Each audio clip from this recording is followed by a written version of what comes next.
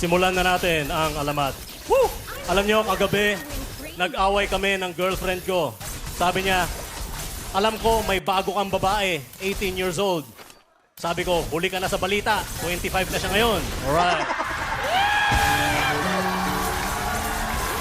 Rock and roll to the world. Woo! Alam nyo, nung panahon ng Katipunan, kung meron ng Facebook, malamang hindi na barel si Bonifacio.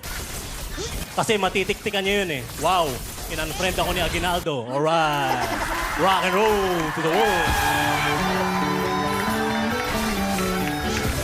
Woo!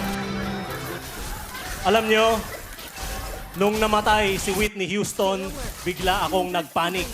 Sabi ko sa nanay ko, Nay, tignan mo yung balita. Si Whitney Houston nalunod sa kanyang bathtub habang sabog na sabog sa droga.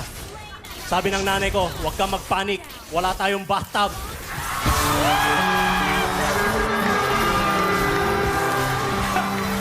Alam nyo, kapag may krimen sa aming lugar, bigla na lang ako nagpapanik din. Kasi malamang isa na naman akong suspect. Woo!